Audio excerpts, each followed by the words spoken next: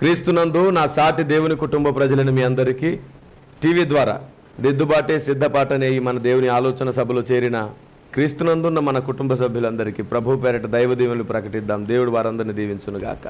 ఆమేన్. నేరుగా సందేశంలోనికి వెళ్ళిపోదాం. సందేశంలోనికి వెళ్ళడానికి ముందు ఈ దినపు అంశం హస్తశాస్త్ర జ్ఞానం. హస్తశాస్త్ర జ్ఞానం దీని గురించి క్రైస్తవుడు మాట్లాడొచ్చును. అసలు క్రైస్తవుడికి అదేం అవసరం? హస్తముద్రిక జ్ఞానం అనేది ఒకటి ఉంది భూమి మీద. అది అన్ని దేశాలలో కంటే కూడా మన భారతదేశంలో ప్రాచుర్యం పొందింది. మిగతా దేశాలలో నక్షత్రములను బట్టి గ్రహాలను బట్టి చూసిన ఆచారం ఉంది, కానీ చేతిని బట్టి కాలాన్ని నిర్ణయించి తమ జీవితాల పరిణామాన్ని సూచించి ఏం జరగబోతుందో భవిష్యత్తును తెలుసుకోగలిగినటువంటి జ్ఞానం మాత్రం మన దేశానికి సంబంధించినది. అందుకే నేను ఎప్పుడు మీతో చెప్తాను, ప్రతి దేశంలో సత్యం ఉన్నది, ప్రతి దేశ మత గ్రంథాల్లో సత్యం ఉన్నది. సత్యాన్ని సత్యం అన్నప్పుడే అటువైపు ఉన్నవాడు మనలో ఉన్న సర్వసత్యాన్ని తెలుసుకుంటాడు. కానీ సత్యమైన దాన్ని కూడా మనం ఏం చేస్తామంటే మూఢనమ్మకం, ఇదా సత్యం అనేస్తాం కదా. అప్పుడు మనం చెప్పేది ఎంత గొప్ప సత్యమైనా సరే వారు సత్యమును రుచి చూచి అనుభవించి దాన్ని నమ్మారు కాబట్టి మనం దాన్ని తృణీకరిస్తే వారు మనం చెప్పే సత్యాన్ని కూడా తృణీకరిస్తారు. సత్యము ఎక్కడున్నా సత్యమే. ఒక మాట చెప్తాను, సత్యమైనదంతా ఉపయోగం కాదు. సత్యమే ఉపయోగం కాదనలేదు. సత్యమైనదంతా ఆత్మీయ జీవితానికి ఉపయోగం కాదు. సత్యమై ఉన్న కొంత తెలుసుకోవడానికి మాత్రమే ఉపయోగం, అవగాహన కోసం. ఇది ఇలా జరిగిందంట, ఇలా ఉందంట అని. నిజాలన్నీ కూడా మనకు ప్రయోజనాన్ని తెచ్చిపెట్టవు, కొన్ని అనవసరమైన సమస్యలనే తెచ్చిపెడతాయి. తెలుసుకోవడం వరకు కొన్నిటిని దేవుడు నిర్ణయించాడు, నియమించాడు. మీకు అర్థమవడానికి చెప్తాను. అంతకంటే ముందు మనం నేర్చుకుంటున్నామనే స్పృహలోకి వద్దాం. ఈ చివరి దినాల్లో యుగయుగాలుగా మరుగైపోయిన సంగతులు దేవుడు సామాన్యులమైన మనకు ఆ అసామాన్య సంగతులు తెలియజేస్తున్నాడు అనేది మర్చిపోవద్దు. మన ఆలోచనలతోనో మన పరిశోధనతోనో మన జ్ఞానముతోనో మన తెలివితోనో మనం ఎప్పుడు దేవుని ఉద్దేశాలు తెలుసుకోవడం వల్ల పడదు.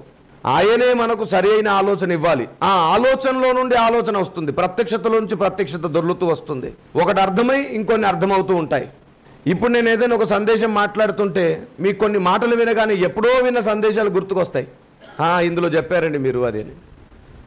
ఆ రెండు కలపడం ద్వారా మీకు ఇంకో విషయం అర్థమవుతుంది. అలా ప్రత్యక్షతలో నుండి ప్రత్యక్షత, దేవుని జ్ఞానం ప్రజలకు అర్థమవుతూ ఉంటుంది. మనం నేర్చుకుంటున్నాం. మనకు తెలియనివి దేవుడు చెబుతున్నప్పుడు మనకు కొన్నిసార్లు అవి సరి అయినవిగా అనిపించవు, కరెక్ట్ అనిపించవు. అనిపించకపోయినా చెప్పేది పూర్తిగా వినాల్సిందే. అప్పుడు చివరిలోనైనా అనిపించవచ్చు. ఎందుకంటే మనం ఈ లోకానికి అలవాటు పడ్డాం. వెంటనే మనకు కొన్ని అర్థం కావు, అపార్థమైపోతాయి. కానీ చివరి వరకు వింటే దాని మీద అవగాహన కలగవచ్చు. అందుకే ప్రభు అన్నారు, పరిశుద్ధాత్మ దేవుడు చాలా స్పష్టంగా రాయించారు, సంగతి పూర్తిగా వినకుండా ప్రత్యుత్తరం ఇచ్చుట మూఢత్వాన్ని బయటపెట్టుకోవడమే. అది జ్ఞాని రాసిన మాటలు. కాబట్టి సత్యములో ఉన్న మనం ఇంకా మరి నిశ్చయంగా సంగతి పూర్తిగా వినాలి. సత్యాన్ని వెంబడిస్తున్నటువంటి మీరు ఖచ్చితంగా పూర్తిగా వినాలి. అది మొదటి భాగం ఈ సంగతి చెప్పడానికి ముందు. ఇక రెండవ భాగానికి వస్తున్నాను. సత్యమైనది ఏ దేశంలో ఉన్న సత్యమే, ఏ గ్రంథంలో ఉన్న సత్యమే. ఎందుకు అంటే యోహాను సువార్త 1వ అధ్యాయము 17వ వచనం చదవండి. ధర్మశాస్త్రము మోషే ద్వారా అనుగ్రహింపబడెను, కృపయు సత్యమును యేసుక్రీస్తు ద్వారా కలిగెను. ధర్మశాస్త్రము మోషే ద్వారా అనుగ్రహింపడెను. ధర్మశాస్త్రములో కర్మకాండ ఉంది, ఆచారం ఉంది, పద్ధతి నియమావళి ఉంది. ఇది మోషే ద్వారా అనుగ్రహించబడిందని రాయబడింది. మరి కృపా సత్యములు క్రీస్తు ద్వారే. సత్యము ఖచ్చితంగా భూమి మీద ఉంది అంటే అది దేవుని ద్వారా మాత్రమే కలిగింది. ఆమేన్. ఇది 100% ఫిక్స్ అన్నమాట. మరలా చెప్తున్నాను, సత్యం ఏదైనా భూమి మీద ఉంది అంటే అది క్రీస్తు వల్లే కలిగింది, దేవుని వల్లే కలిగింది. ఎందుకంటే సర్వమానవాళి భూమికి మధ్యలోంచి దేవుని ద్వారా చెదరగొట్టబడ్డారు. యథార్థంగా మొరపెట్టినప్పుడు దేవుడు వారికి దర్శనమిచ్చాడు. అలా దర్శనమిచ్చినప్పుడల్లా వారి భాషలో దేవుడు వారితో మాట్లాడినప్పుడు వారికి ఏం అర్థమైందో దాన్నే వారు గ్రంథరూపకంగా మార్చుకున్నారు. తర్వాత మనుషులు కొంత ఆలోచన చేర్చబడి అది మార్చబడి కలుషితమైంది, కల్తీ అయింది. కపటమైన బోధగా కూడా కొంత మారిపోయింది. సాతాను ప్రమేయం అందులో ఉంది. ఏమండి, అంతెందుకండి, క్రైస్తవ బోధల్ని కూడా సాతాను ఏం చేశాడు? చెరిపాడు. దేవుని వాక్యాన్నే వాడికి నచ్చినట్టు తిప్పుకుంటాడు. వాడి లాజిక్ ప్రకారంగా తిప్పుకుంటాడు. ఇప్పటి వరకు అలాగే చాలా జరిగాయి. కాబట్టి సత్యం ఎక్కడున్నా సరే సత్యమేని నమ్మగలగాలి మొదట. అది బైబిల్లో ఉంటేనే నమ్ముతా అంటే కుదరదు. సత్యం ఎక్కడైనా సత్యమే. ఏమండి, నువ్వు అన్ని చోట్ల ఉన్న సత్యాల్ని గుర్తించగలిగినప్పుడు అప్పుడు కనబడిద్ది, బైబిల్లో చూపిస్తుంది నీకు ఆ సత్యాన్ని. నేను ఇప్పుడు చెప్తున్నాను, ఎన్ని దేశాలున్నాయో, ఎన్ని మతాలున్నాయో, ఎన్ని ప్రామాణిక గ్రంథాలున్నాయో అన్నిటిలో ఎక్కువ శాతం సత్యం ఉంది. ఆయా దేవతలుగా పిలువబడుతున్న వారి జీవిత చరిత్రలు ధ్యానిస్తుంటే మరలా క్రీస్తు భవిష్యత్తే కనబడుతుంది. అందులో పురాణ ఇతిహాసాల సంభవాలను మీరు చూస్తే క్రీస్తు చెప్పాలనుకున్న సంగతులు అందులో కనబడతాయి మరలా. కాబట్టి దేన్నైనా సరే, ఏ దేశానికైనా సరే సత్యం చెప్పాలంటే ముందు వాళ్లకు దేవుడు దర్శించి చెప్పిన సత్యాన్ని నమ్మాలి. వాస్తవానికి దేవుడు ఒక్కొక్క దేశంలో ఒక్కొక్క ఆనవాయితీ, ఒక్కొక్క పద్ధతి పెట్టేశాడు. ఆ సమస్త సర్వసత్యం బైబిల్లో పెట్టాడు. ఇది ఎప్పుడు మర్చిపోవద్దు. ఇది గుర్తుంచుకున్న రోజు సువార్త మర్మము మీ మనస్సులో దేవుడే నాటుతాడు. పౌలు గారి పని పూర్తయిపోతుంది. అన్ని మత గ్రంథాలలో కొంత సత్యం పెట్టి ఆ సత్యముల సమస్త సమాగారం ఇందులో ఉంది. Praise the Lord. బైబిల్ సమాహారాన్ని నీ హృదయంలో నువ్వు దాచుకోవాలి. హారంగా దీన్ని ధరించుకోవాలంటే పూసలు గుచ్చుకోవాలి కదా. ప్రతి దేశంలో, ప్రతి మతంలో, ప్రతి గ్రంథంలో ఒక పూస ఉంది, ఒక ముత్యం ఉంది. దాన్ని చేర్చుకొని దండగా మార్చిన రోజు సర్వసత్యంతో అలంకరించబడతాం మనం. Praise the lord.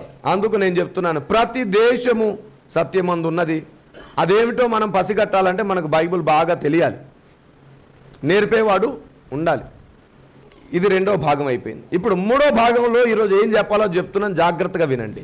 మీరందరూ మీ పరిశుద్ధ గ్రంథాలు తెరిచి సత్యమును గూర్చి ఓ మాట చెప్తున్నాను కదా. అపోస్తల కార్యం 26-25. పౌలు ఇట్లనెను, మహాఘనత వహించిన ఫేస్తు, నేను వెర్రివాడను కానుగాని సత్యమును స్వస్థ బుద్ధియు గల మాటలనే చెప్పుచున్నాను. ఏమన్నాడు? నేను వెర్రివాణ్ణి కాదు బాబు, నా మాటలు మీకు వెర్రితనంగా అనిపిస్తున్నాయా? ఇవి స్వస్థ బుద్ధి కలిగినవి, సత్యమైన మాటలు. అవును, వాళ్ళకి ఎందుకు అట్లా వెర్రోడ్లాగా అనిపించాడంటే నమ్మబుద్ధి కాని మాటలు చెప్పాడు. ఇతడు చెప్పేవి నిజమా కాదని ఆలోచించడానికి బదులు ఇతడు చెప్పేది వినడమే చేత కాలేదు. ముందు వాళ్ళకి ఫస్ట్ వినాలి. మీకు మాట చెప్తాను, ఏదైనా ఒక విషయం పైన మీకు అవగాహన కలగాలంటే ఏం చేయాలి? వినడం చేత కానప్పుడు ఎట్లా కుదిరిద్ది? అందుకే వినువారమై ఉండాలి. మాట్లాడుటకు వేగిరపడకూడదు, నిదానించాలి, వినాలి, బాగా వినాలి. వింటూ ఎప్పుడు పరిశీలించకూడదు, చాలా తప్పుడు పద్ధతి అది. దేవుని సందేశం ఎప్పుడు అర్థం కాదు. మొత్తం విని చివరిలో కూర్చొని చక్కగా పరిశోధన చేస్తే ప్రతి ప్రశ్నకు జవాబు వస్తుంది. Praise the Lord. అది ఎప్పుడు మర్చిపోద్దు. మరలా చెప్తున్నాను, వింటూ పరిశోధిస్తే సాతాను వాడుకుంటాడు. విని తర్వాత పరిశోధించాలి.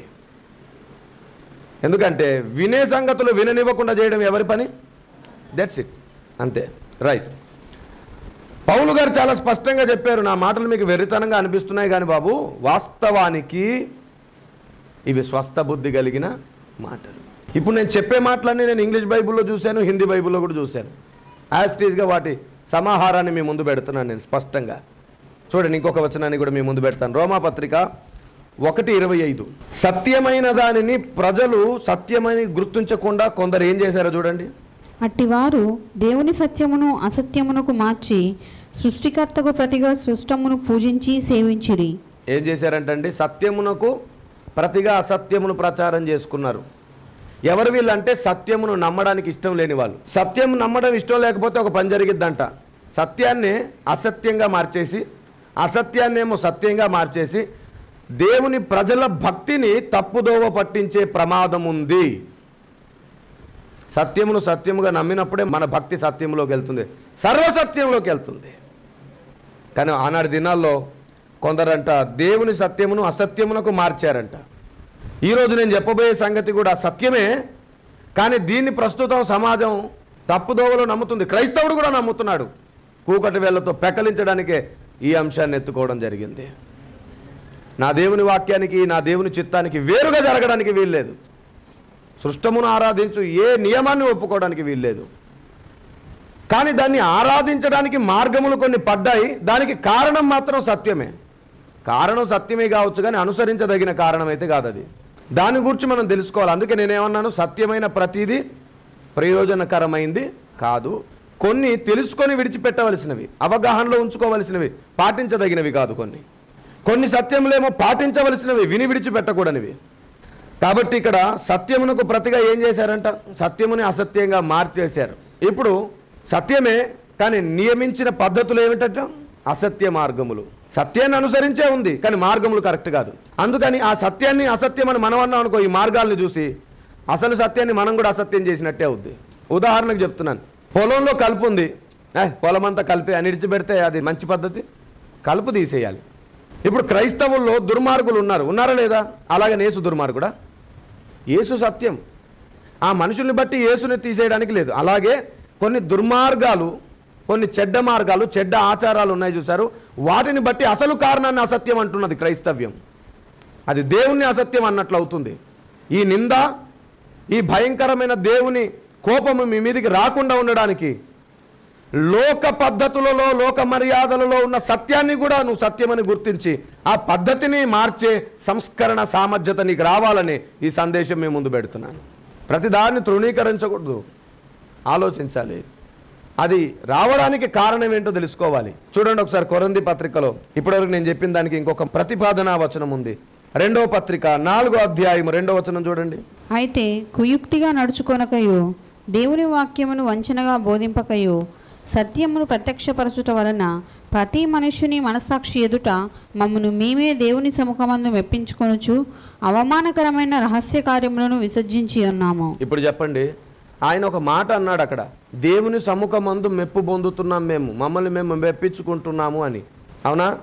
ఇప్పుడు మనుషులు ఏమన్నా అనుకోని మనం దేవుని దగ్గర అయితే మెప్పు పొందాలి కదా. ఆ మెప్పు పొందడం కోసం చెప్తున్నాను, ఇన్నాళ్ళు క్రైస్తవులు నోరు జారి సత్యాన్ని కూడా అసత్యం అన్నారు. కారణం వారి ఆచార పద్ధతుల్ని బట్టి. చాలా పొరపాటు. బైబిల్ని జాగ్రత్తగా చదివితే ప్రపంచ ఆచారములు అన్నిటినీ గూర్చిన జ్ఞానం బైబిల్లో కూడా ఉంది.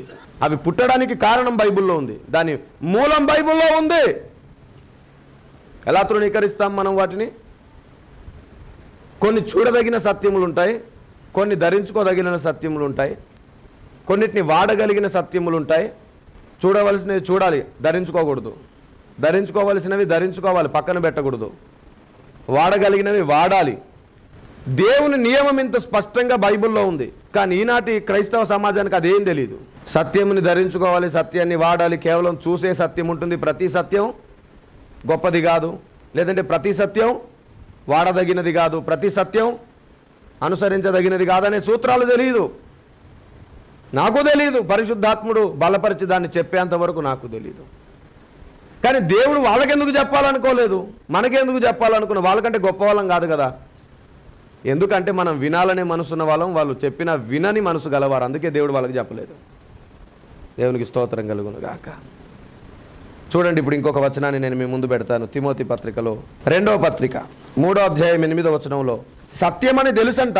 ఇప్పటిదాకా సత్యం గురించి చెప్పాను. కొందరికి సత్యమని తెలుస్తుంది కానీ దాన్ని ఎదిరించేస్తారు. ఎంబ్రే అనువారు మోషేను ఎదిరించినట్టు వీరును చెడిన మనస్సు కలిగి విశ్వాస విషయంలో భ్రష్టులై సత్యమును ఎదిరింతురు. చూసారా ఏ మనస్సు అంటది? అలవాటు పడిపోయింది ఆ మనస్సుకి సత్యాన్ని ఎదిరించడం. ఆనాడు మోషేని ఎదిరించినట్లుగానే అదే జరిగింది. అదే అలవాటు అయిపోయింది, ఇంకా అదే ప్రమాదం. చూడండి, ఇప్పుడు సత్యాన్ని ఎదిరించకుండా ఏం చేయాలంటే తప్పకుండా సత్యమైన ప్రతి దాన్ని నమ్మాలి. ఉన్నది ఉన్నట్లుగా నమ్మి తీరాల్సిందే. ఎఫెసీ పత్రిక 4వ అధ్యాయం 20-21 వచనాలు కలిసి ఉన్నాయి చూడండి. అయితే మీరు యేసును గూర్చి విని ఆయన యందలి సత్యము ఉన్నది ఉన్నట్టుగానే ఆయన యందు ఉపదేశింపబడిన వారైన ఎడల మీరు అలాగూ క్రీస్తును నేర్చుకున్నవారు కారు. అది ఉన్నది ఉన్నట్లుగా ఉపదేశించాలి, ఉన్నది ఉన్నట్లుగా నమ్మితేనే నేర్చుకుంటాము. ఈరోజు కొన్నిటిని మనం మనుషుల్ని బట్టి వారి పద్ధతులను బట్టి తృణీకరిస్తే క్రీస్తును నేర్చుకోవడం సాధ్యపడదు. అలాగైతే వాళ్ళు విగ్రహారాధికులు, మాంత్రికులు, ఎక్సెట్రా ఎక్సెట్రా ఏదైనా కావచ్చు, వాళ్ళలో ఉన్న సత్యం అయితే నమ్మి తీరాల్సిందే. అవునండి, ఇది సత్యమే, కానీ వాళ్ళు అనుసరించే మార్గం కరెక్ట్ కాదని చెప్పాలి. అప్పుడు అలాంటిది ఒకటి నేను ఇప్పుడు మీకు చూపించబోతున్నాను. యోబు గ్రంథం 37వ అధ్యాయం 7వ మాట చూడండి. మనుషులందరూ ఆయన సృష్టి కార్యమును తెలుసుకొనున్నట్లు ప్రతి మనుష్యుని చేతిని బిగించి ఆయన ముద్ర వేసి ఉన్నాడు. ఏమిటంట? మనుషులు సృష్టి కార్యం ఏమిటో తెలుసుకోవడం కోసం తెలుసుకోవడం కోసం, అనుసరించడం కోసం కాదు, సృష్టిని మొక్కడం కోసం కాదు, దేవుని సృష్టి కార్యములను తెలుసుకోవడం కోసం, కొంత జ్ఞానము అవగాహన దేవుని సృష్టిని గురించి కలగడం కోసం దేవుడు మనుషుని చేతులను ఏం చేశాడంట? ముద్ర వేసి ఉన్నాడు. హస్తముద్రిక, హస్తశాస్త్రం అని దాన్నే అంటారు. మన చేతులలో ఉన్న రేఖలను బట్టి జాతకం చూస్తారు కదా, చేయబట్టుకొని నీకు 2 భార్యలు, ముగ్గురు పిల్లలు, నేను 5వ తరగతి చదువుతున్నా, నాకు 2 భార్యలు 3 పిల్లలని నువ్వెట్లా చెప్తున్నావు అని అన్నాడు అనుకోండి. వాడు నక్షత్ర శాస్త్రం ప్రకారం, సంఖ్యాశాస్త్రం ప్రకారం, హస్తశాస్త్రం ప్రకారం వాటన్నిటినీ కలిపి చూస్తే నీ జీవితం ఇలా ఉందని లెక్కించడానికి అవకాశం ఉంది. బాబు నీకు పెళ్ళయిద్ది కానీ భార్య నీతో ఉండదు అంటారు కొందరు. బాబు నీకు పిల్లలు పుడతారు కానీ పిల్లలు నీ దగ్గర ఉండరు అంటారు కొందరు. బాబు నీకు పెళ్లి చేసుకునే యోగ్యం లేదు, చేసుకున్నా సరే మళ్ళీ ఒంటరిగా మిగిలిపోతావు అంటారు కొందరు. కొందరు వచ్చి ఇంట్లోకి వచ్చి అడుగు పెడతారు, ఈ కిటికీ అటు పెట్టు, ఈ తలుపు ఇటు పెట్టు, బోళ్ళంత ధనం వచ్చేస్తుంది. ఇవన్నీ మనకు హాస్యాస్పదంగా అనిపించేసి ఏం చెప్తామంటే జాతకాలు లేవు, ఏం లేవు, పో అంటారు. అవునా? అయితే మీకు ఒక మాట చెప్పాలి. వాస్తవానికి హస్తశాస్త్రం అనే సత్యం ఉన్నది. చేతిని చూసి కాలం చెప్పే శాస్త్రం నిజమే, అబద్ధం కాదు. మనుషుడు పుట్టగానే మరణించే వరకు దేవుడు దినములను లెక్కిస్తున్నాడా లేదా? ఆ లెక్క అంత గ్రంథంలో రాసుకుంటున్నాడా లేదా? సరే, ఎలా రాస్తాడు? ఆ లెక్క ఎలా చూస్తాడు? కాలములు ఎలా గడిచేటట్టు పెట్టాడు? సూర్యచంద్ర నక్షత్రముల వల్ల కాలము గడుచును. ఇప్పుడు దేవుడు కాలం లెక్కించాలంటే దేన్ని బేస్ చేసుకొని లెక్కించాలి? ఆయన పెట్టిన నియమం ప్రకారంగానే కదా. ఇప్పుడు మనం మ్యాథ్స్ చేస్తామండి, మనకు కొన్ని సూత్ర ప్రకారంగానే కదా పెడతాం. కూడికలంటే దాని సూత్రం ఏమిటి? కలపడం. తీసివేతలంటే దాని సూత్రం ఏంటి? తీయడం. భాగాహారాలంటే దాని సూత్రం ఏమిటి? ఎక్కాలతో భాగించాలి. ఇప్పుడు అటు ఇటు కాకుండా దానికి సూత్రాలు చేయాలనుకోండి, దాని ద్వారా దానికో నియమం ఉంటుంది, దానికో పద్ధతి ఉంటుంది. కూడాల్సిన దగ్గర కూడాలి, తీయాల్సిన దగ్గర తీయాలి, భాగించాల్సిన దగ్గర భాగించాలి. సరే, ఇవన్నీ కొన్ని సూత్రాల ప్రకారంగానే కదా రన్ అవుతుంది. సూత్రం లేకుంటే ఇది ఏం చేయలేం కదా. అలాగే దేవుడు కాలమును లెక్కించడానికి ఒక సూత్రాన్ని పెట్టుకున్నాడు. ఏమిటది? సూర్య చంద్ర నక్షత్రముల వలన కాలము లెక్కించబడాలి అనుకున్నాడు. అంతే కదా. నిత్యత్వంలో కూడా సూర్యుడు ఈ దిక్కు నుండి ఆ దిక్కునకు పోయినప్పుడు దినము గడుస్తుంది. దేవుని దృష్టికి ఒక్క దినం అంటే ఇక్కడ ఎంత? 1000 దినములు. సో ఇక్కడ లెక్క వేరు, అక్కడ లెక్క వేరు. అక్కడ కాలము ఇక్కడ కాలంతో పోల్చుకున్నప్పుడు సాధ్యమయ్యే విషయం కాదు. సో ఎట్టకేలకు దేవుడు లెక్కించాలన్నా సరే గాల్లో అయితే లెక్క పెట్టాడు కదా, దానికి కొన్ని పద్ధతులు పెట్టుకున్నాడుగా. స్కేల్, ఆ స్కేలే నక్షత్రాలు. Okay, praise the Lord. నీ జీవితం ప్రారంభము ముగింపు కూడా దేవుడు నక్షత్రాలను బట్టి లెక్కిస్తున్నాడు. అంతే కదా. ఇప్పుడు ఆయన భవిష్యత్తులోకి వెళ్ళాలంటే సూర్యుడు ఎన్నోసార్లు రావాలి పోవాలి, సూర్యుడు ఎన్నోసార్లు రావాలి, అస్తమయమును ఉదయమును కలగగా. ఆయన వెళ్తున్నప్పుడు భవిష్యత్తులోకి వెళ్తున్నప్పుడు ఎన్నో దినములకు ముందెళ్ళిపోతాడు.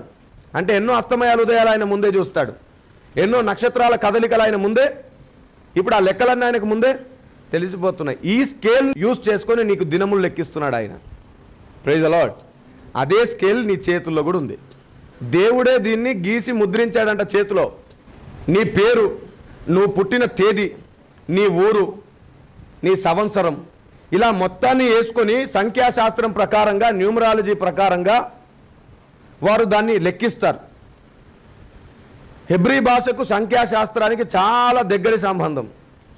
ఎందుకంటే అక్కడ అంకెలన్నీ సంఖ్యలోనే ఉంటాయి. అంకెలన్నీ సంఖ్యతో లెక్క పెడితేనే దాని అర్థం బయటకు వస్తుంది.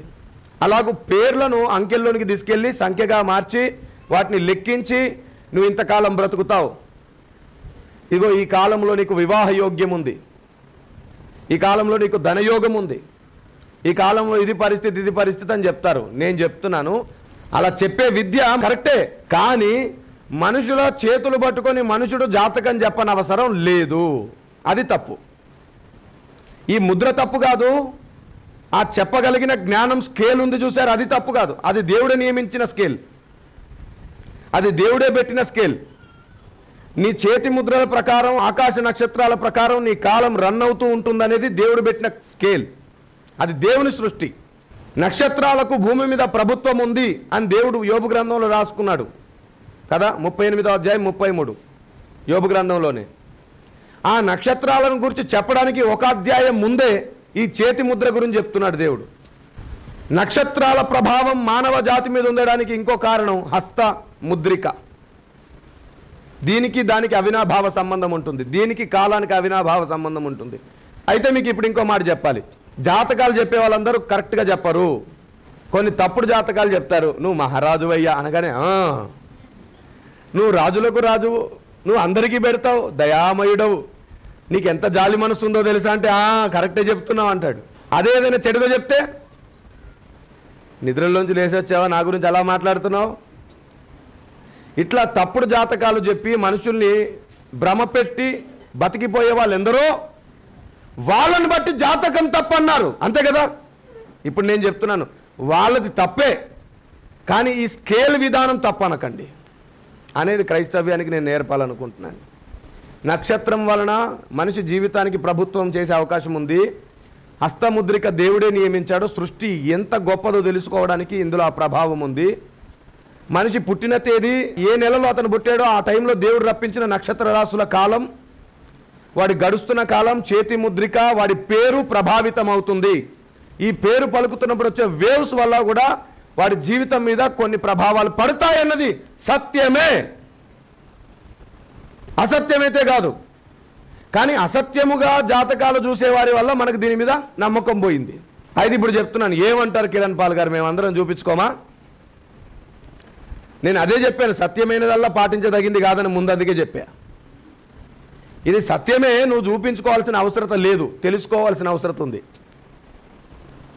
ఎందుకు చూపించుకోవాల్సిన అవసరం లేదో తెలుసా?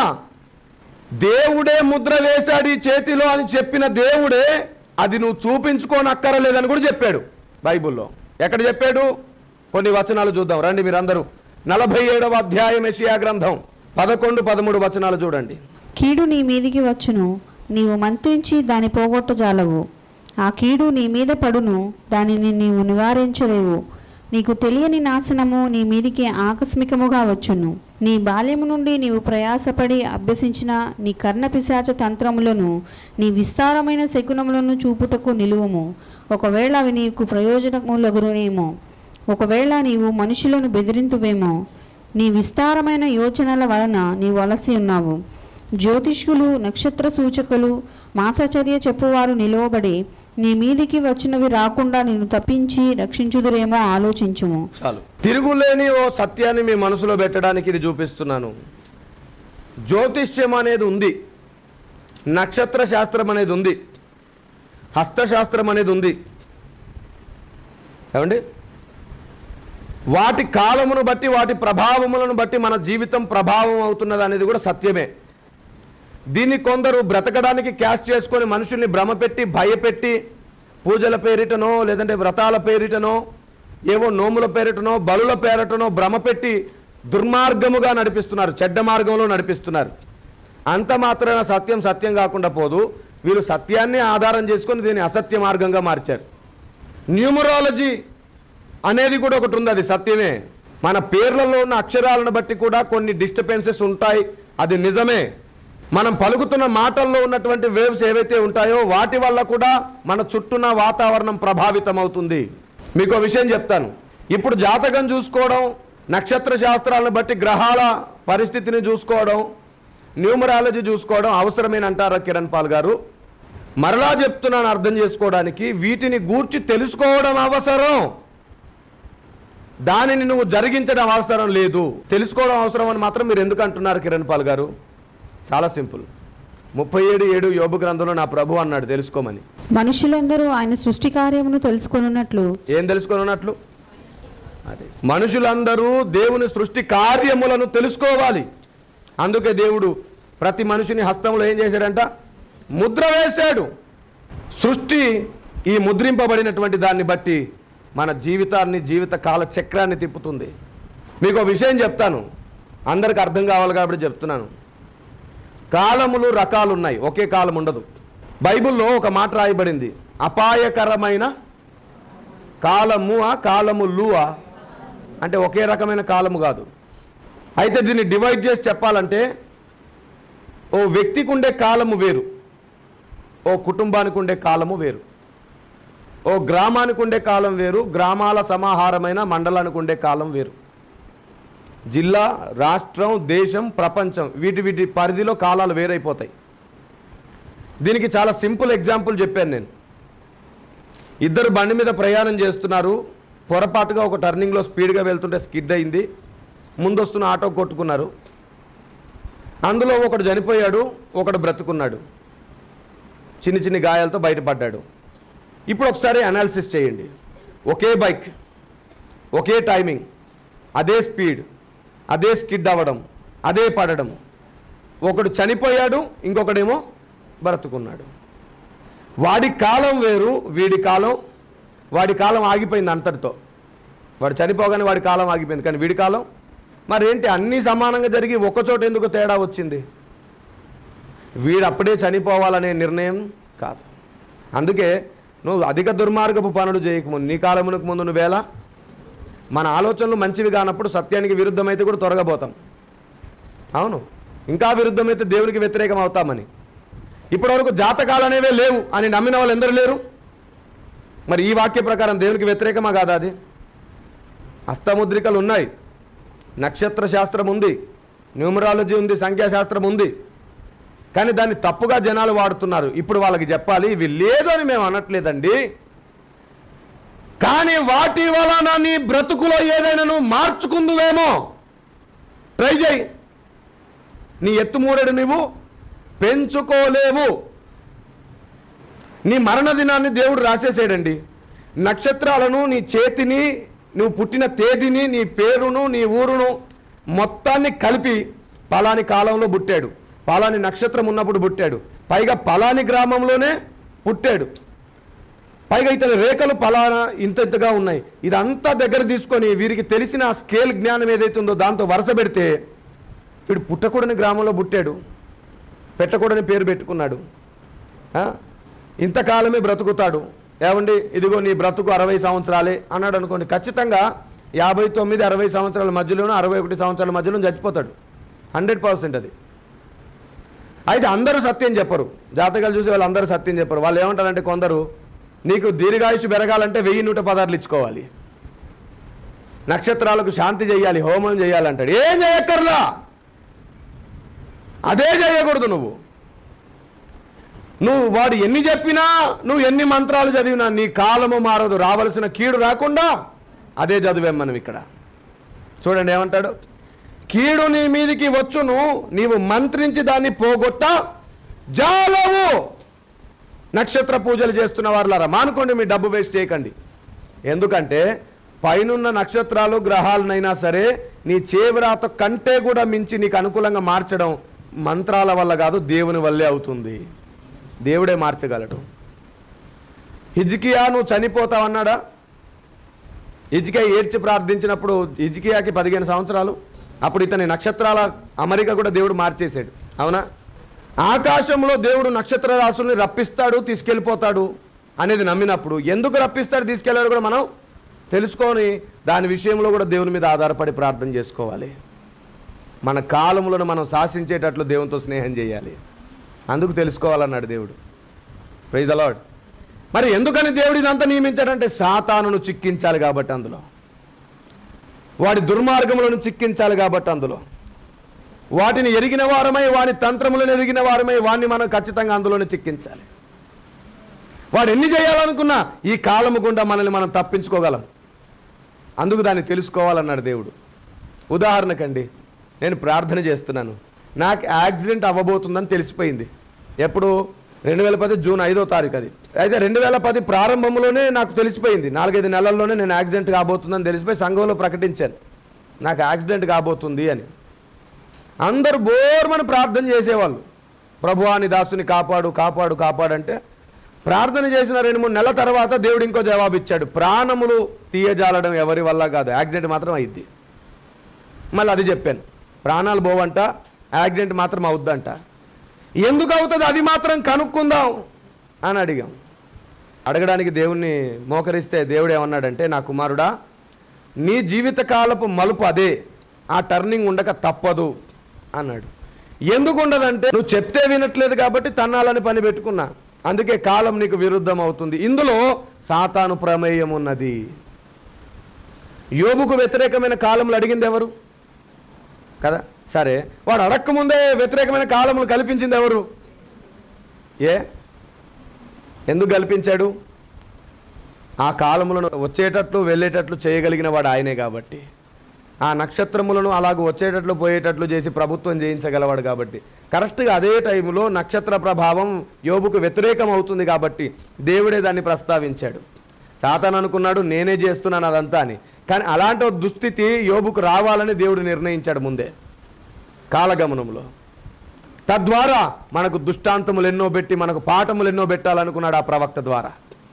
మొదటి నుంచి దేవుడు ప్రవక్తల జీవితాలను నలగొట్టి విర్రగొట్టి అవమానాల పాలు, నిందల పాలు, అపార్థాల పాలు చేసి వారిని నిలవబెట్టి వారిలా మనల్ని బ్రతకడానికి ఎన్నో మార్గాలు దేవుడు పెట్టాడు. అందుకని యోబు భక్తుని జీవితంలో జరిగింది. కానీ సాతాను ఏమనుకున్నాడు? నేనే అంతా చేస్తున్నాను అనుకున్నాడు. ఎంత నష్టం జరిగినా యోబుకు జరిగిందనేది అందరు అనుకునేది, కానీ యోబుకి ఏ నష్టం జరగల. అదేంటండి, భార్య విడిచిపెట్టిపోయింది నష్టం కాదా? పిల్లలు చనిపోయారు నష్టం కాదా? ఆ దేశంలో అతను మించినటువంటి ధనికుడే లేడు నష్టమా కాదా? అప్పటి వరకు కోటీశ్వరుడు, ఆ తర్వాత ఏమో ఎవరైనా పెడితే తప్ప తినలేని పరిస్థితి వచ్చేసింది. నష్టమా కాదంటే కాదని అంటాను నేను. యోబుకు జరిగింది నష్టమే అయితే దేవుడు అన్యాయస్తుడు అవుతాడు. దేవుడు ఎవరికి నష్టం చేయడు, ఎవరికి అన్యాయము చేయడు. యోబుకు అన్యాయము జరగలేదు, యోబుకు నష్టము జరగలేదు. మరి ఏం జరిగిందంటే దైవ సంకల్పం జరిగింది. తద్వారా మనకు జ్ఞానం ఎంతో. యోబుకు అదే జరగకపోయి ఉంటే ఈ యోబు గ్రంథం ఉండేదా? యోబుకు అదే జరగకపోయి ఉంటే సాతాను ఓడిపోయేవాడా? మరి పిల్లలు చనిపోయారు, అరే చనిపోయాడు అన్నది నీ కాల పరిధి, చనిపోయినా బ్రతుకుతారన్నది దేవుని కాల పరిధి. అది నీకు నష్టమని నువ్వు అనుకుంటున్నావు, కానీ దేవునికి అది లాభం. నువ్వే దేవునికి లాభాన్ని చేకూర్చావు. ఇప్పుడు దేవునికి లాభం చేసి నీ జీవితం నష్టమా? పౌలు గారు ఏమన్నారు? క్రీస్తు కోసం నేను దేన్నైనా నష్టపోతాను, ప్రాణమైనా ఇస్తాను, సమస్తమును నష్టముగా. ఇప్పుడు చెప్పండి, పౌలు గారు సమస్తాన్ని దేవుని కోసం నష్టంగా ఎంచుకోవడం పౌలు గారికి నష్టమా లాభమా? దేవుని కొరకు నష్టపోవడమే లాభం అండి. ఇప్పుడు యోబుకి ఏం నష్టం జరిగిందో చెప్పండి. యోబు దేవుని కొరకు నష్టపోయి లాభపడ్డాడు. ఇక్కడ పిల్లల్ని ఎట్లా పెంచాలో తెలియక, వాళ్ళు సరిగా పెరుగుతారో లేదో తెలియక, యథార్థంగా నీతిగా ఉంటూ మంచి పద్ధతులే నేర్పిస్తూ అయినా తప్పిపోతారని భయపడుతున్న ఈయన భయానికి దేవుడు చెక్ పెట్టి తీసుకెళ్ళిపోయాడు పరలోకానికి. వారు పరలోకంలో ఉంటారు. దేవుణ్ణి దూషించి చచ్చిపో, ఎందుకు ఇంకా నీ బ్రతుకు? ఆ ప్లేస్లో నువ్వు ఉంటే ఏం చేస్తావు? అయ్యా నన్ను బూడిదలో కూర్చొని పెట్టి కొంచెం పక్కన, నీ సహధర్మచారిని పక్కన నాకు ప్లేస్ అంటావా? భయంకరమైన దుర్వాసన వండి పెట్టడమే చేతనవుద్దా? ఓపికన్నంత వరకు వండి పెట్టి తర్వాత ఏమంటావు? నీతో ఉండలేనని వెళ్ళిపోతావు కదా. మనిషి చీ అనకుండా ఉంటావా? ఆవిడ ఏమనిందంటే, అయ్యా ఇంకా ఇంత వేదన నువ్వు భరించడం ఎందుకు? ఇలా నువ్వు వేదన పడ్డం కంటే చావడమే. నీ దేవుడు నీకు అన్యాయం చేశాడు, ఆయన్ని దూషించి ఇంకా చావు. ఎందుకంటే నిన్ను బాగు చేసుకోవడం ఇంకా అయ్యే పని, నీకు వైద్యమే లేదు, ఎవరి సహాయం దొరకదు. దేవుడు నీకు వ్యతిరేకమయ్యాడు. దేవుడు నీకు వ్యతిరేకమైతే ఇంకా నిన్ను బతికించేది ఎవరు చెప్పు? అయిపోయింది నీ చాప్టర్, ఇంకా వెళ్ళిపో. అవిశ్వాసురాలు మాట్లాడినట్టు మాట్లాడకు. ఏం మాట్లాడుతున్నావు? దేవుడు ఇచ్చినప్పుడు ఎంజాయ్ చేసావుగా, దేవుడే తీసుకున్నాడు. ఆయన కోసం నష్టపోతున్నాను నేను. పర్వాలేదు, నువ్వు వెళ్ళిరా. ఏమో మరలా ఆవిడనే దేవుడు ఇచ్చాడు కదా, మళ్ళీ పిల్లలు పుట్టారు డబల్. అప్పుడు అదే దేవుణ్ణి ఆవిడ ఆరాధించాల్సి వచ్చింది.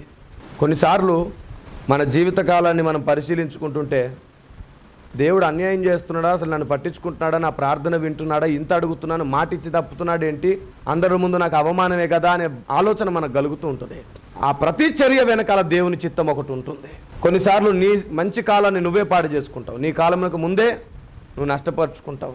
ఈ కాలములన్నీ ఇలా గడుస్తున్నాయి కదా, నువ్వు బలవంతుడు అయినందుచేత గెలవట్లేదు, తెలివైన వాడైనందుచేత ఆస్తి రావట్లేదు. ఇదంతా దేనివల్ల కలుగుతుందంట? అదృష్టవశము చేత అవన్నీ నీకు కలుగుచున్నవి అంటారు. అందుకే చేయి చూసి ఏమంటారు? చాలా అదృష్టం ఉంది సార్ మీ చేతిలో. నా చేయి పట్టుకొని ఒకప్పుడు నా చిన్నతనంలో మా అమ్మమ్మ మమ్మల్ని బాగా ప్రేమించేది, ఆవిడ చూపించింది. జరిగింది చెప్తున్నాను, మీరు అర్థం చేసుకోండి. చూపిస్తే ఆయన చూసి అంటాడు ఏంటంటే, బాబు నువ్వు మధ్యలో చచ్చి బతుకుతావు, నీకు గండం ఉంది, నీకు నీళ్ళ గండం ఉంది. ఇక అప్పటి నుంచి చెరువు పోవడమే మానేశారు. కానీ అనుకోకుండా ఒక ఆవిడ చూసిందండి నన్ను. ఓ పెద్ద ఆవిడ ఓ బంధువుల ఇంటికి వెళ్ళినప్పుడు చూసింది చెయ్యి. ఆమె సరదాగా చూసింది, ఆమెకు బాగా తెలుసంట. చూసి, బాబు నీకు నిజంగానే ప్రాణగండం ఉంది, కానీ నువ్వు చనిపోవంట బాబు. ఇదిగో నీకు ఇక్కడ నీ ఆయుష్ రేఖ సగం కట్ అయ్యి ఉంది, మరలా ఇంకో చోట రన్ అవుతుందంటే మధ్యలో మాత్రం నీకు తేడా జరుగుతుంది. బాబు నీకు వివాహం విషయంలో చాలామంది నిన్ను నిందిస్తారు బాబు, నీకు 2 పిల్లలు ఉంటారు బాబు, చాలా చెప్పింది. నాకు అప్పుడు చిన్నతనంలో ఏం తెలియదు, కానీ నిజంగానే చనిపోయి బ్రతికాను. 2010 జూన్ 5 యాక్సిడెంట్. వివాహం విషయంలో నిజంగానే చాలా రకాలుగా మాటలు పడ్డాను. నిజంగానే 2 పిల్లలు ఉన్నారు. సరే, నేను అంటాను, ఆమె చెప్పగలిగింది కదా, ఇది సత్యమైన అర్థమైంది కదా, ఆమె చెప్పినా చెప్పకపోయినా జరిగేది అదే కదా, నాకేంటి లాభం? హేతువాదిగా అడుగుదాం. కొన్నిసార్లు మనం హేతువాదులం అవ్వాలి న్యాయాన్ని నిలబెట్టాలంటే. అందుకే నేనేమంటాను, ఆస్తికులమైన మనమే, నాస్తికులమైన మనమే, హేతువాదులమైన మనమే, విశ్వాసులమైన మన ఆత్మీయ జీవితంలో నాస్తికత్వము ఉండబోతుంది, ఆస్తికత్వము ఉండబోతుంది, హేతువాదము ఉంటుంది, విశ్వాస జీవితము ఉంటుంది. అన్ని సమపాలనలో ఉంటాయి.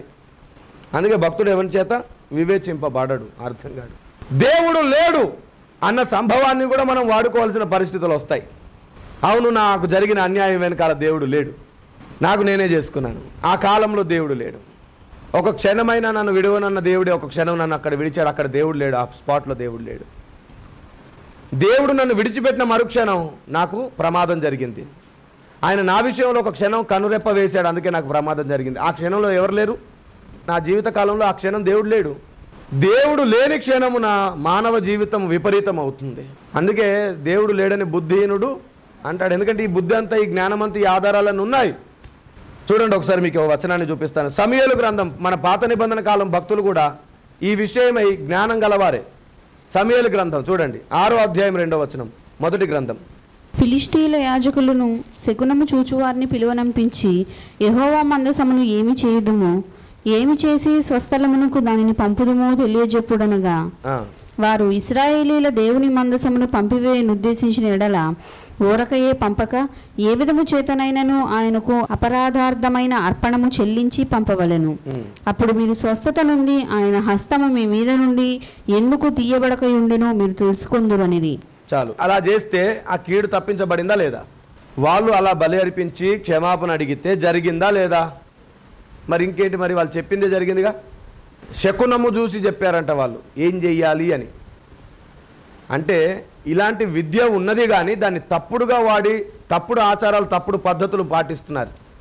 ఇప్పుడు నక్షత్రాల ప్రభావం మన మీద ఉంది, నక్షత్ర పూజ చేయాలా? చేతిలో మన కాలములు ఉన్నాయి, జాతకాలు చూపించుకోవాలా? చూపించుకున్నా చూపించుకోకపోయినా, తెలుసుకున్నా తెలుసుకోకపోయినా జరిగేది అదే, నువ్వు ఏం మార్చుకోలేవు. కానీ నువ్వు ఎప్పుడైతే చూపించుకుంటావో మనుషుల మీద ఆధారపడ్డట్టు అవుతుంది. కానీ నువ్వు చూపించుకోవాల్సిన పని లేదు, దాని గురించి తెలుసుకోవాలి. ఓహో ఇలాగంట అని తెలుసుకొని ఈ కాలములు దేవుని చేత బయలుపరచబడతాయి నీకు. మనుషుడు దీన్ని నీకు బయలుపరచడు, దేవుడే ప్రవచన వరం అనే ఓ వరం ఇచ్చి సంఘంలో ఆ కాలములను బయలుపరుస్తున్నాడు. దేవునికి స్తోత్రం కలుగును గాక. హల్లెలూయా. ఎంత అద్భుతమైన దేవుడు. శకునగాని దగ్గరికి వెళ్ళొద్దు, ప్రవచన వరం ఉన్నోడితో, వివేచన వరం ఉన్నోడితో మోకరించాలి. వారు తమ జీవిత కాలములను పరిశుద్ధాత్మ వలన వివేచించి చెప్తారు మనకి. వీళ్ళేమో మంత్రములతో శకునం చెప్తారు. వరములు గలవారు ఏం చేస్తారంట, ఇవే కాలములను వాళ్ళు చేయి చూడరు, నక్షత్రాలు చూడరు, దేవుని వైపు చూస్తారు. ప్రభువా ఏంటి అని. దేవుడు వాళ్ళ నోట కొన్నిసార్లు ప్రవచనం చెప్పిస్తాడు, కొన్నిసార్లు ఆలోచన చెప్పిస్తాడు. సరి అయిన మార్గంలో నడుస్తాం. అక్కడ విగ్రహారాధన లేదు, దేని మీద ఆధారపడ్డామని అజ్ఞానపు తెలివి తక్కువతనం లేదు. దేవుని మీద ఆధారపడి కాలములను శాసించుకుంటున్నాం మనం. ఆమేన్. వివేచన వరం కాలములకు ముందు వెనక సంగతులే కదా.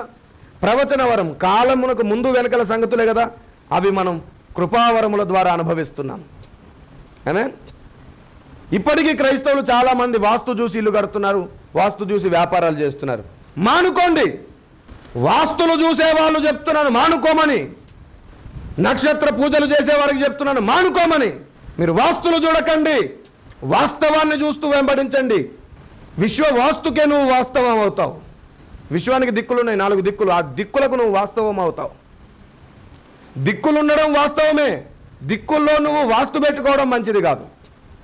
వాస్తులు చూడకండి, వాస్తులు చూడకండి, వాస్తులు చూసి సిద్ధాంతిని పిలవకండి. సంఘాన్ని పిలుచుకొని ఆ స్థలంలో ప్రార్థన చేయండి. దేవుడు చక్కటి ఆలోచన ప్లాన్ ఇస్తాడు. ఎటు పెట్టుకుంటే మంచిదో అటు పెట్టుకోండి. సూర్యుని వైపు మాత్రం తలుపు పెట్టుకోండి. వాస్తుని గురించి చెప్పలేదు. సూర్యుని వెలుగు నేరుగా మీ ఇంట్లో పడేటట్లు పెట్టుకోండి. డి విటమిన్, ప్రారంభపు వెలుగు, సూర్య వెలుగు డి విటమిన్. కాబట్టి అటువైపు వెంటిలేషన్ సిస్టమ్ పెట్టుకుని అటు నుంచి ఎక్కువ వెలుగు లోపలికి వచ్చేటట్లు. ఒకనాడు పెద్దలు పెట్టింది కూడా అదే పద్ధతి. కానీ మనోళ్ళు ఏం చేశారు, సూర్యుని వైపు తలుపు పెడితే అన్ని దీవెనలు వస్తాయంట, ఆస్తులు వస్తాయంట, అది ఏమవ్వదు. నీ తెలివితో నువ్వు నీ పరిస్థితులు మార్చుకోలేవు. దేవుని మీద ఆధారపడి దేవుడిచ్చే ఆలోచనతోనే ఆ నక్షత్రాలైనా కదులుతాయి, నీ చేతి రేఖల ప్రభావమైన కదులుతుంది. దేవుని మీద అనుకోవాలి మనం. వాళ్ళు శకునం చెప్పారు, చేశారు, యాస్టిజ్గా వాళ్ళ విషయంలో మేలే జరిగింది, కీడు జరగకుండా. శకునములు చూసే జ్ఞానం వారికి ఉన్నా సరే చెప్పించుకునే తెలివి తక్కువతనం మనకు ఉండకూడదు అంటున్నాడు దేవుడు. ఆ మాట నేనల్లా, బైబిల్ అనేది చూడండి ఒకసారి, లేవ్యాకాండం 19:26. రక్తము కూడినదేదియు తినకూడదు, శకునములు చూడకూడదు, మంత్రయోగములు చేయకూడదు. చూసారా, క్రైస్తవ సమాజమా విను. నక్షత్ర శాస్త్రం ఉంది, జ్యోతిష్య శాస్త్రం ఏదైతే హస్తముద్రిక ఉంది, ఏమండి, న్యూమరాలజీ ఉంది, సంఖ్యాశాస్త్రం ఉంది, కానీ వీటిని నువ్వు వాడితే నువ్వు ఉండవు దేవుని పరలోకంలో. మరి దేనికోసం ఉన్నాయి? మరలా చెప్తున్నాను, నువ్వు సాతానుతో యుద్ధం చేయవలసి ఉంది, కాలమును ఎదురీడవలసి ఉన్నది, పోరాటం చేయవలసి ఉన్నది, వాటిని నువ్వు తెలుసుకోవలసి ఉన్నది. వివేచన వరం ద్వారా, ప్రవచనం ద్వారా దేవుడు వాటిని మనకు అందజేస్తాడు.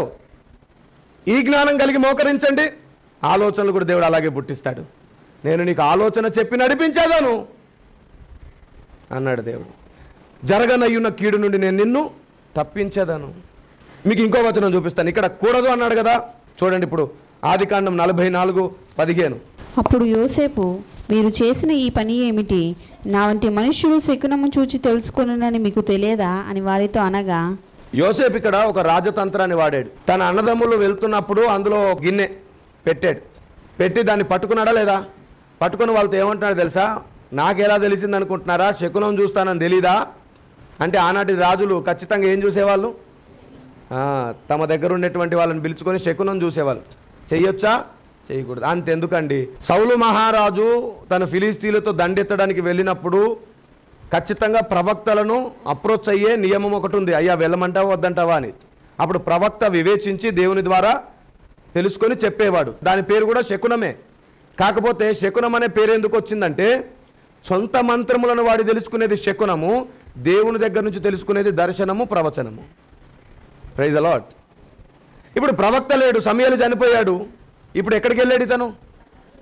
కర్ణపిశాచములు గల స్త్రీ దగ్గరికి వెళ్ళాడు. శకునము చెప్పుము, సమూయేలు నాతో మాట్లాడుటకు పిలువము.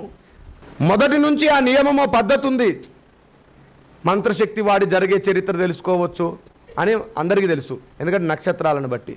అందుకే ఆనాడు నక్షత్రాలకు కూడా ఏం పెట్టారు? బలిపీఠములు పెట్టి పూజలు చేశారు. మొదటి నుంచి ఆ చిత్రం ఉంది. అవును, అది మనుషులకు మొదట ఎవరు చెప్పుంటారు? దేవుడే చెప్పాడు ఆదాముకి. ఆదాము మెదడు గురించి రాస్తాను, చూశారు? అప్పుడు చెప్తాను ఆదాముకు దేవుడు ఏమేం చెప్పాడు, ఏమేం చెప్పలేదు. Praise the Lord. చూడండి, ఇంకొక వచనాన్ని కూడా చూపిస్తాను నేను మీకు. 30:27 వచనం.